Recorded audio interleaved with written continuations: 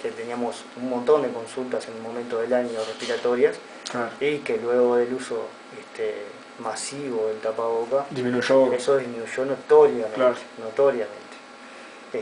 Y en cuanto a la pregunta que vamos a hacer, bueno, sí, está, sí, es lógico pensarlo, claro. El hecho de usar, incluso yo estoy usando tapabocas doble ahora, claro. y ni hablar que te das cuenta que el uso prolongado del tapaboca, sin relacionarlo, que es lo que te genera fisiológicamente, te das cuenta de que no estás cómodo y estás respirando, claro. te fatigas un poco más rápido, claro. Digo, más los pacientes también que vienen, que son EPOC también, les ha pasado de repente de sentir que claro. el uso del tapabocas disminuye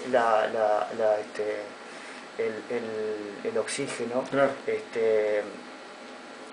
En realidad ellos sienten como que le falta el aire, nosotros llamamos disnea, y si vos haces una saturación de oxígeno, de repente hay una variación, pero bueno, yo lo que opino que recomendaría sí es el uso del tapaboca en sectores que realmente ameritaría, no solo por, claro. planteándolo sí por el tema de claro. COVID directamente, pero aparte por el evitar el contagio de otro tipo de enfermedades, claro.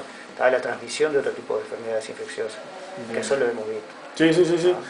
Genial. Y la última pregunta, y acá cerramos. ¿Qué opinás sobre el tema de, por ejemplo, te pongo un ejemplo, hay varios, pero te pongo un ejemplo, los lugares en donde te exigen un carnet de vacunación para presenciar cierto, o sea, para acceder a cierto lugar? Por ejemplo, restaurantes, bares, viste que ahora están pidiendo mucho el tema de... ¿Vos creés que realmente está bien eso? ¿De que se le exija solamente a vacunados acceder al sector? Que se le permite solo a vacunados acceder al sector. ¿Tú estás a favor de eso? Sí. Teniendo en cuenta, ¿no?, que el vacunado tanto puede transmitir como puede volver a contagiarse. Sí. Entonces, eso se ramificaría en que, ¿qué miedo le puede llegar a tener un vacunado a un no vacunado? Miedo sanitario, ¿no? ¿Qué riesgo real puede llegar a tener claro, un vacunado con un vacunado en realidad compartiendo el mismo espacio? Claro, se puede contagiar tanto el vacunado como el no vacunado. Exacto. Lo único que puede cambiar es que el vacunado la puede pasar menos mal que el no vacunado. Pero a la hora de acceder a un lugar, si fuese por el impedimento en cuanto al miedo, no le veo una lógica a que un vacunado se contagie, tenga más miedo de contagiarse de un no vacunado que de un propio vacunado, porque yendo a lugares que van solo vacunados se puede contagiar perfectamente. Sí. O sea, no sé si no, se entiende claro. entiende lo que claro. me planteás, y bueno, aparte sí, también estoy de acuerdo que en la lógica de repente es difícil medir la posibilidad del riesgo real, como en todo esto, o sea, se ha dificultado un poco la medición de eso, pero yo estando a favor de la vacunación, es algo que yo estoy de acuerdo porque me parece que también es una herramienta como para seguir fomentando el crecimiento del porcentaje de vacunados en el país. Entonces, bueno, yo por ese lado lo veo a favor. Me parece que no lo veo tan por el lado de sesgar tu libertad. Claro, porque ha pasado de la queja constante de mucha gente que no lo han permitido, por ejemplo, el Rural del Prado. Se sienten segregados o discriminados sanitariamente, vamos a decir. Entiendo, sí. Que en realidad existe una ley que está articulada en la cual uno no tiene la obligación de presentar no tiene la obligación de presentar su intimidad sanitaria, vamos a decir. No tiene por qué presentar o sea, vos no podés saber sobre mí sanitariamente como una exigencia legal. Lo que pasa es que también la diferencia en ese caso, creo yo, no habiendo estudiado realmente qué dicen los artículos de la ley, pero habiendo decretado una emergencia sanitaria, hay cosas que cambian. Claro.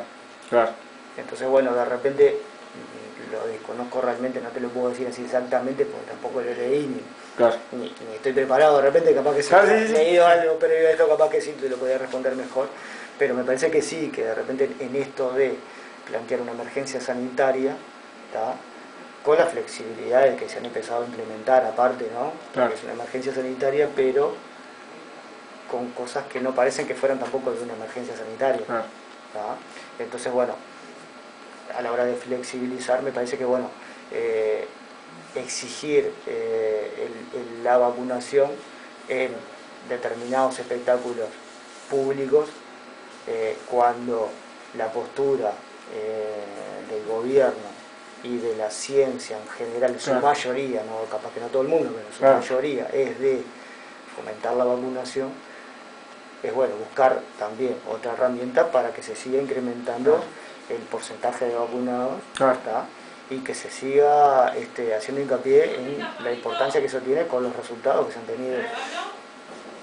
Lo comento simplemente por el hecho de los resultados que se tuvieron ahora. Con la incertidumbre previamente, bueno, ahí sí, yo qué sé, capaz que me preguntabas al principio de la vacunación y capaz que tenía el mismo miedo que tenía cualquier persona que ve que se genera un producto en un tiempo realmente acelerado. Pero bueno, era la necesidad también en ese momento, ¿no? Entonces hay cosas que se toman, creo que hay cosas que se han decidido tomando en cuenta el hecho de unas emergencias sanitarias. Y aparte con algo que vamos a tener que aprender a convivir.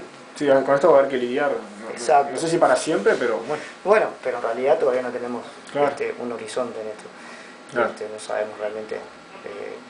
Me parece que no va a haber un final, sino un acostumbramiento, un aprender a vivir como ha pasado con otro tipo de enfermedades infecciosas.